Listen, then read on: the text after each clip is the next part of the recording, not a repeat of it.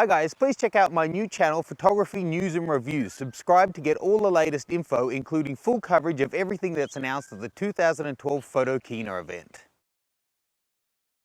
Hi guys, in today's Master Your Flash tutorial, I'm going to explain to you about slow speed and rear curtain sync.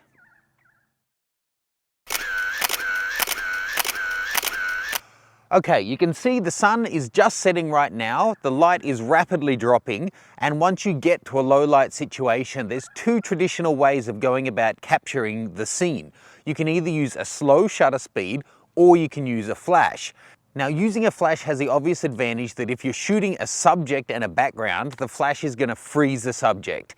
But if you're shooting at a normal shutter speed of, say, 1/200th of a second, which is what your camera will probably default to if you leave it in auto mode with the flash on, then you're going to have the subject really nice and bright, but most likely the background well underexposed.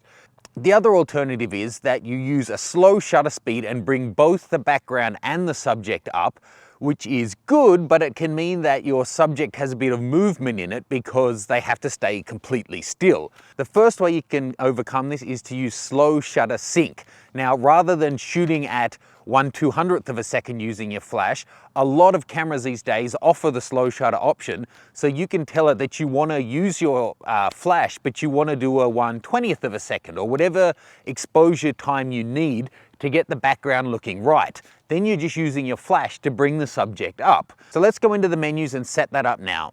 I'm going to put it in aperture priority. Here I want to be at f11 so that I get myself and the background reasonably sharp. And then it's saying that it wants to be 1/25th of a second. So let's just check that that exposure is how I like it. That's bang on. So now I'm going to go into the menus and tell it to use the slow sync.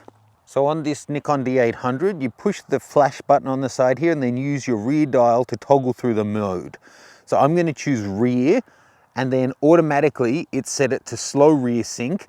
So now let's pop on my SB700 flash, and that's going to do what I'm telling it to do, and it's going to fire slow and at the rear of the exposure.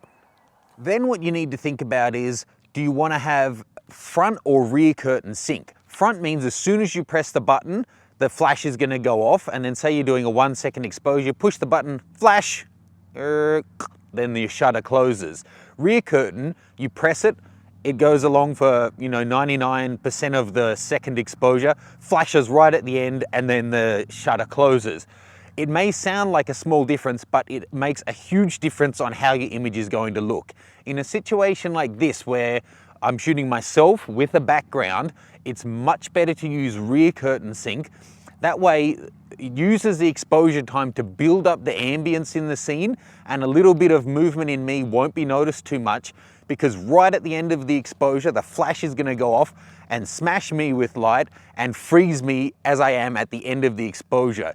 It's hard to get your head around at first, but if you flash at the start, then I'm exposed, it's still building the background, and if I move, that movement is on top of the exposure it's already made. Much better in this case to do it at the... So now we're going to pop it into the timer mode, hit it. Now I step into place, do my best I'm a handsome guy impersonation. Let's have a look. Okay, now the light is getting really low in the sky now, and as that does, there's beautiful rich colors there if you leave it for a long exposure. So we're now looking at like 1/4 of a second. I'm going to fire off a frame now and then wait about 3 or 4 minutes, and we'll be down under a second, and using the same technique I'll be able to keep myself sharp and get out some beautiful colors from the background. Looking noble to the skies. Okay, so as the sun drops, so is the temperature. I've changed into my jacket. We're now down around 1/2 a second. Let's get the shot. Blue steel. Okay. Okay, we're now down at 1.5 of a second. Let me show you the difference if I'm using the rear sync or the front sync. First off, this is at rear sync. I'll just do a little head movement mid-frame. Okay, so I just did a little bit of a head wobble there. Now I'll set it all the same settings, but I'll just put it to slow sync, but not rear. And let's try it again. So same thing, I'll do a little head wobble during the exposure and see what difference it makes. Obviously a lot more blur on that one. Okay, we're now all the way down at a full 2-second exposure. Let's see how we go.